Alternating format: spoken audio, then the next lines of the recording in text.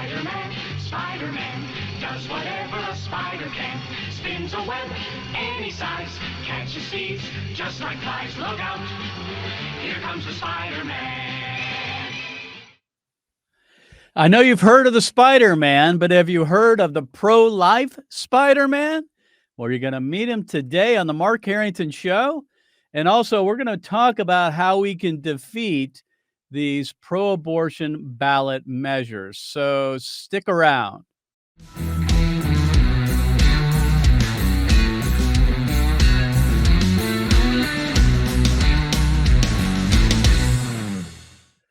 Activist Radio, the Mark Harrington Show is brought to you by Created Equal, the pro-life organization that's committed to raising up the next generation of leaders to take on the culture of death and win, because winning is how the killing ends. And you can find out more about our ministry by going to createdequal.org. You can also donate to the ministry by going to createdequal.org and just click on that donate link on the right side of the page.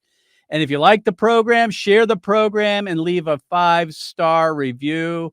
We're on terrestrial radio all across America on American Family Radio and Salem Radio. We're also available on all the popular podcasting platforms. So today we're going to have a little bit of fun. But we're also going to be talking about a really important issue. So we're going to try to do those things together. It's a little difficult to do, but I think we can pull it off today, because I have as my guest the Pro-Life Spiderman, and his name is actually Maison Des Champs. And Mason, thanks for being on the Mark Harrington Show. Thank you for having me on. Excited to be here. So, Mason, of course, a lot of us in the pro-life movement have been following you as you climb these skyscrapers for the pro-life cause. And I just wanted to get you on the program to kind of find out what you're all about, because this is highly unusual, if you would, to say the least. It's something that you're doing here. And so I kind of want to get your story, first of all. So, Mason, why do you climb skyscrapers to raise money for the pro-life cause?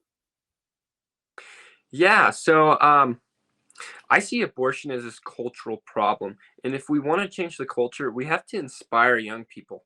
And so part of me climbing skyscrapers was doing something rebellious that would get the attention of these young people. And I might not be able to change their minds overnight, but the ones who haven't developed an opinion quite yet might see what I'm doing and be a little biased towards the topic. Well, what's interesting here is I read your bio. You are a rock climber. So this isn't something you just thought of overnight and started climbing these big buildings. You actually are experienced in climbing real mountains, right? I mean, you've gotten this skill over time. You've acquired it. Yeah, I've been climbing for quite a while now, and I've lived in Yosemite, and then in the Nice. winter time, I lived in Las Vegas. So it's doing it every day. So what prompted you to get involved? We have a mutual concern, obviously, on abortion, but what was the event that kind of made it happen? I'd always wanted to do it, to climb skyscrapers for pro-life charities. But what really made me decide, okay, now is the time, is seeing what happened with Cesare Santangelo in Washington, D.C.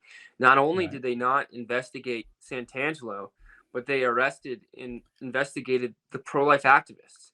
And it just shows the corruption of DC and the corruption of this administration.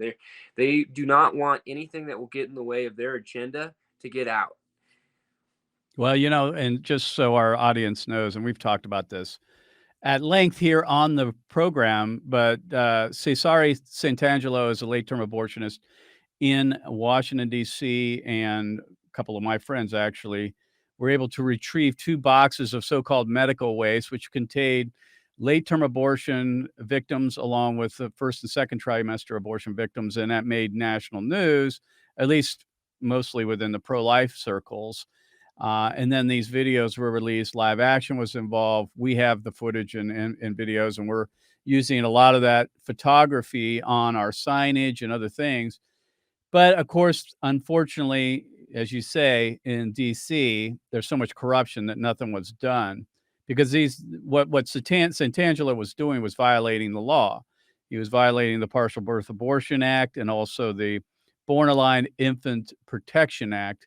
But as we all know, Washington, D.C. is corrupt from top to bottom, so nothing was done. But that was the event that got you into doing this and called you to action. So when did you begin doing this, and where did you start? Yeah, so I started with the Salesforce Tower in San Francisco, and then And my when mind was that? When was that that? was in May. Okay, And so this my year. mind as a rock climber was like, I wonder if I can do 3 in a week. And so I went to New York, and I climbed the New York Times building, and then I went to Detroit and I climbed the Renaissance Center. And now looking back, I should have probably spread it out a little bit, but it was a cool experience. Definitely a learning experience on the marketing side. Like, how do I get my story out in the best way? Well, obviously, I mean, there are people that would say to themselves, "Why is he doing this?" I mean, it's obviously risky. I would say, is this as safe as what you've been doing on as when you climb a mountain or something like that, or is it more Oh yeah, dangerous? I think it's more safe than climbing on mountains because you don't have that uncontrollable variables that you have on mountains. There's no rock falls on a skyscraper. There's no avalanches. And when you look at Right, and the the rock climb, isn't going to give way when you grab a hold of yeah, it. I mean, yeah, like the holds I grab on rock are the size of credit cards, and the holds I grab on skyscrapers, I can fit my hands all the way around. And I mean, there's been a couple times where I had to stop and just figure it out, but for the most part, you know, it's a walk of the park for someone who's experienced. and folks, if you want to watch some video of Mason climbing these towers, you can go to his website, and that is ProLifeSpiderman.com. That's ProLifeSpiderman.com. You can actually watch a video of him climbing the Devon Tower. Is it Devon Tower? I forgot it's the Devon Tower, I Yeah, think, yeah, in it's the Devon Oklahoma Tower. City is the one you have online. Plus, you wear a GoPro, so you also have other video of you climbing these towers. Uh, so Mason, let me ask you this. People would say, well, isn't this just some kind of gimmick? I mean, you're just trying to get a bunch of FaceTime on TV, or, you want to build a platform for yourself. People would just say, what is this really effective in getting people to think about abortion and also raise money for the cause? Yeah, so far I've managed to raise around 30 plus $1,000 for Let Them Live, which is Uh-huh. a great organization. If you never heard of them, they help women who are thinking about having abortions, and they pay for their rent and their medical bills, and they offer job Hmm. services. They're really amazing. Um, but like when I started this project, I've lost so many friends.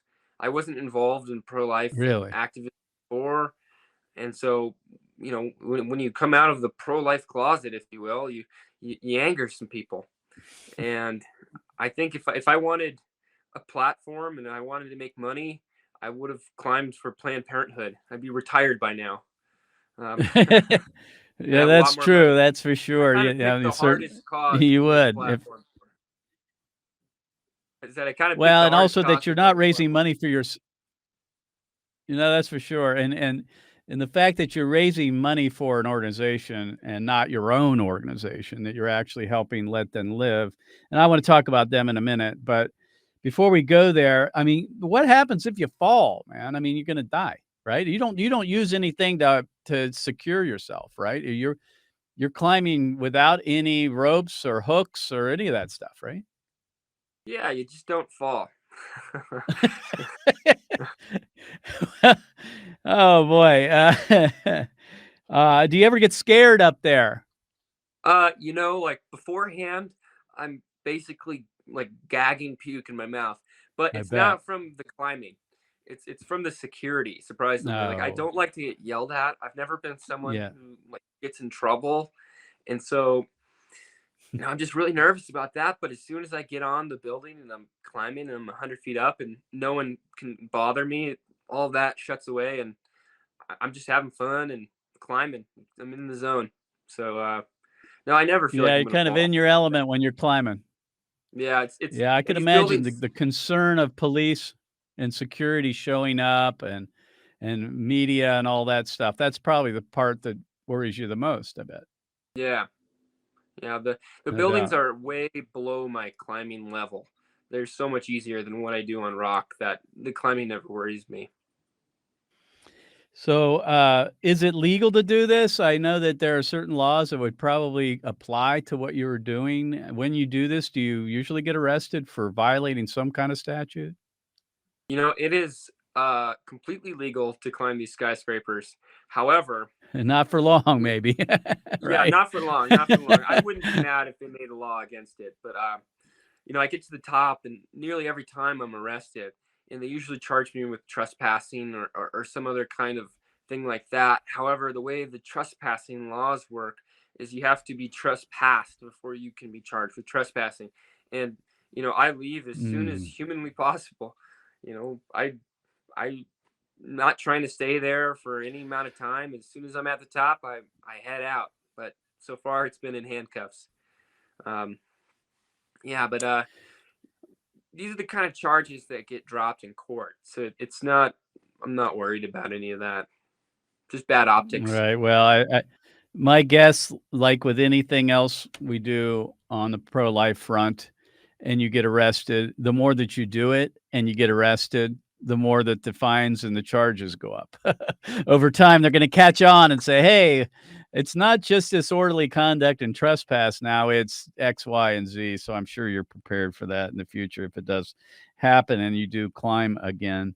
So again, Well, I'm talking to Maison Des Champs, and we're talking to the pro-life Spiderman who's been climbing buildings across America to raise money for Let Them Live, which is a pro-life organization. Mason, let's talk about them a little bit. Why did you choose them to raise money for?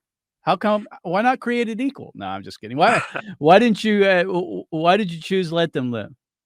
well, I think they're a great organization. Uh, Not only because they save babies, but they help mothers, and they really Hmm. try to get to the root of the problem. So I mean, they Hmm. offer just an enormous amount of resources that a lot of pregnancy centers just can't offer. And I say let them live. Um, they're not giving painkillers to somebody who has a rock in their shoe. They're trying to take the rock out of the shoe. And so when the mother has the baby and has to care for that baby on her own and be independent, she can, and she can provide a fruitful life. And so part of that is the job services Let Them Live offers and the counseling. And so it's not just, okay, we're going to pay all your bills so you have this kid. It's, we want you to be successful in life. How do we make that happen? And, yeah. And my guest is the pro-life Spider-Man, Maison Des Champs, and we're talking about him climbing skyscrapers for the anti-abortion cause and raising money for Let Them Live. And friends, you can support him and the ministry of Let Them Live by going to letthemlive.org. That's letthemlive.org. Hey, Mason, do you have webs that come out of your hands or do you have radioactive blood or anything like that? I wish. And would that help you out if you're, but I mean, do you need anything like that? Like the real uh, Spider-Man? yeah, I maybe pick some harder skyscrapers to climb if I had that. And what about a suit? Do you have Yeah, one I of don't. those? No, I don't think I can wear a Spidey suit. I don't want to. Try not to get sued by Marvel. Well, you can make your own. I thought about it. Yeah. You could put letthemlive.org on the back somewhere or something like that. Next time you're climbing, they can see it. Yeah, that'd be sweet. You know, the last thing I want to ask you is we here at Created Equal use abortion victim photography and video. And one thing I appreciated about what you did at the New York Times building when you scaled it is that you unfurled a victim image of Cesare Santangelo's late-term abortion victim that was killed in DC. And I appreciated that because I know a lot of pro-life activists don't want to use abortion victim photography. I feel it's essential, especially in reaching young people on college and high school campuses, and that's what we do across America. So when I saw that, I thought, he gets it. Why did you do that? Why did you use an abortion victim at the New York Times building? Well, you know, putting up a sign that says abortion isn't punk rock isn't going to change anybody's minds. But It's when true. they see this photo, it's scarred in their brain. And so years down the road, they're going to think back on that photo and they'll never be able to forget it. And so that's part of, I guess, why I wanted to use it, was because, I'm not going to change their minds overnight, but seeing those photos, they're hard to forget. My guest has been the Pro-Life Spiderman, and you can find out more by going to ProLifeSpiderman.com. He's raising money by scaling buildings, tall buildings, around America, and raising money for Let Them Live, the pro-life ministry that helps women and children. And so I appreciate you being on the program, Mason. God bless you and be safe. Thank you.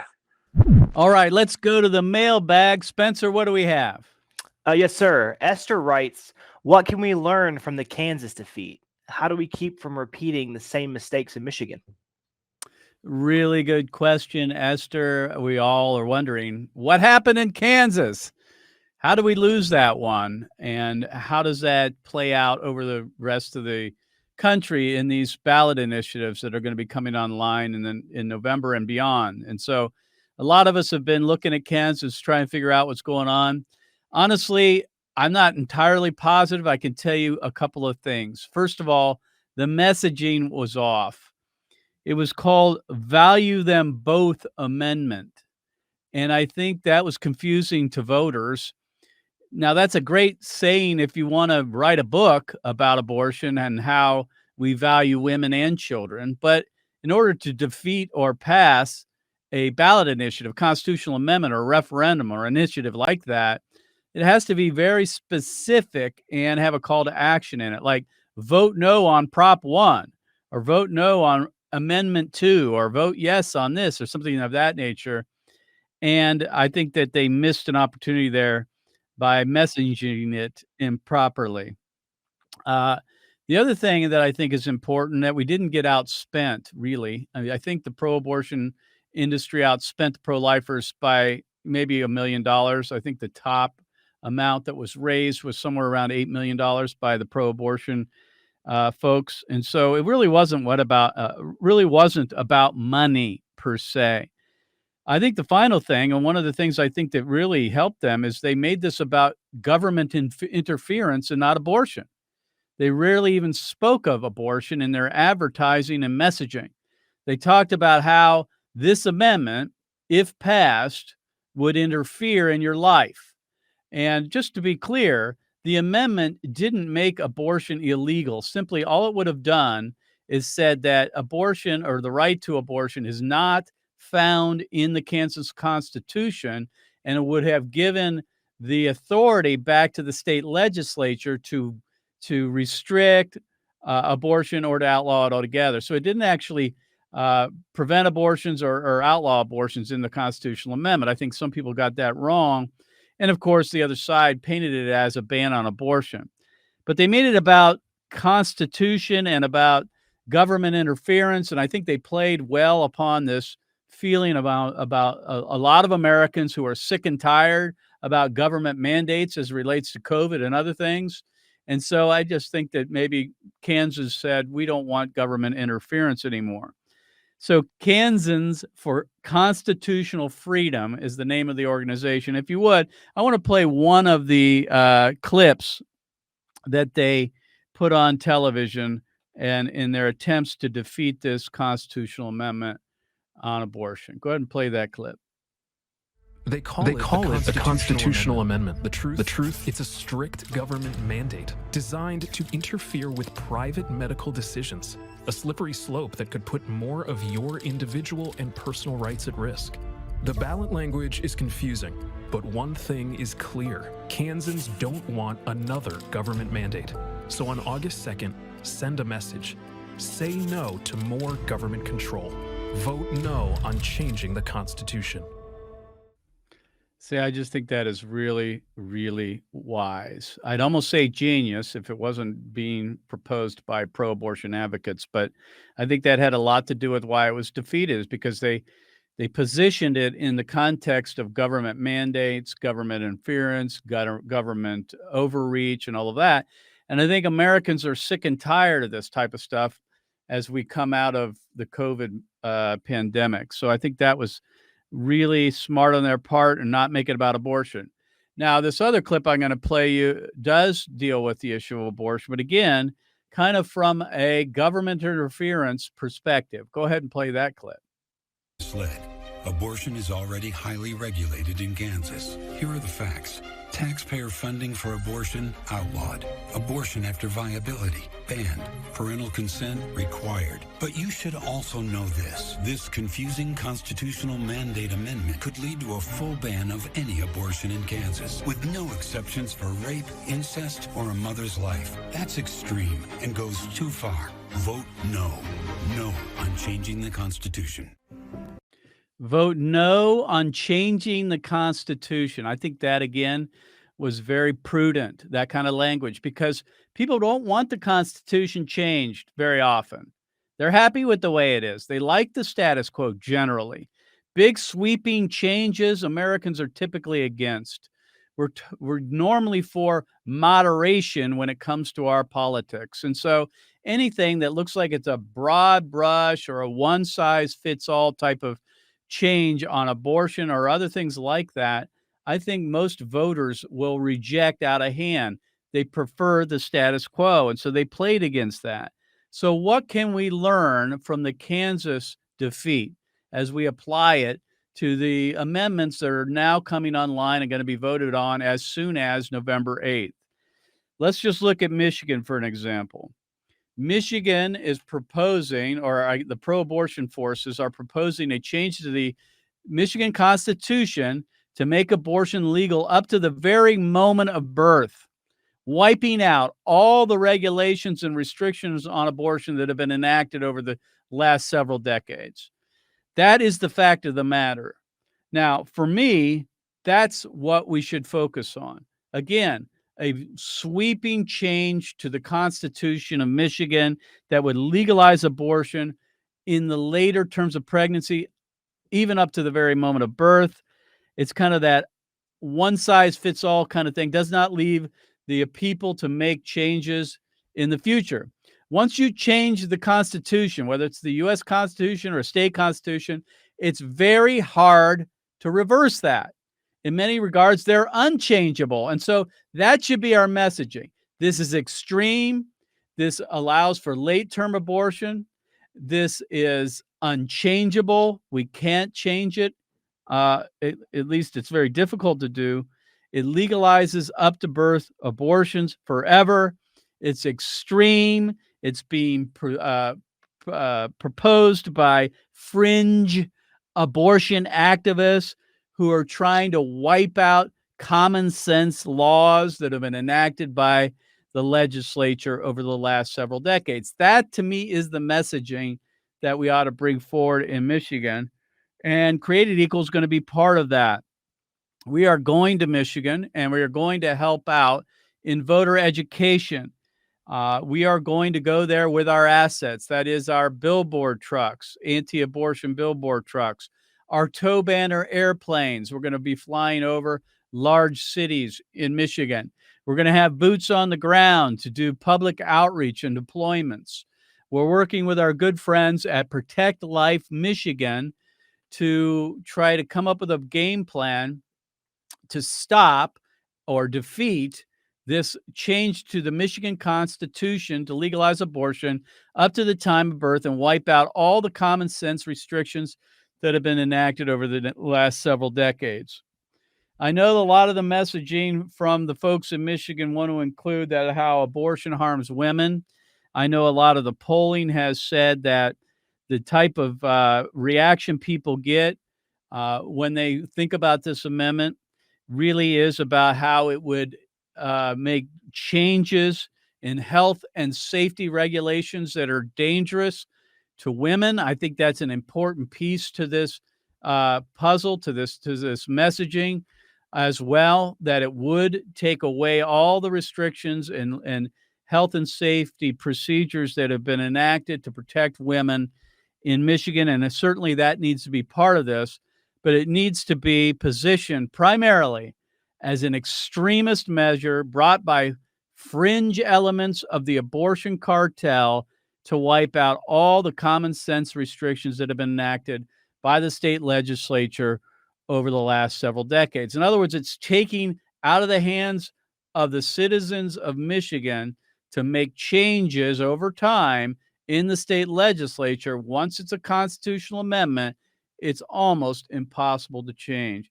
And so that's what I think we learned from the Kansas defeat, that we can apply those lessons learned in states like Michigan and other places that are putting ballot measures on the November ballot and beyond to try to expand abortion access in these abortion haven states like Michigan. We've got to defeat it in Michigan. The stakes could not be higher. We have to defeat it in Michigan, not only to protect the children of Michigan, but to send a signal to the rest of the country that you're not going to get away with this in other states. We are going to defeat these measures. So that's my take on it. We'll see you next time. God bless you. God bless America. And remember, America, to bless God. You've been listening to Mark Harrington, your radio activist. For more information on how to make a difference for the cause of life, liberty, and justice, go to createdequal.org. To follow Mark, go to markharringtonshow.com. Be sure to tune in next time for your marching orders in the culture war.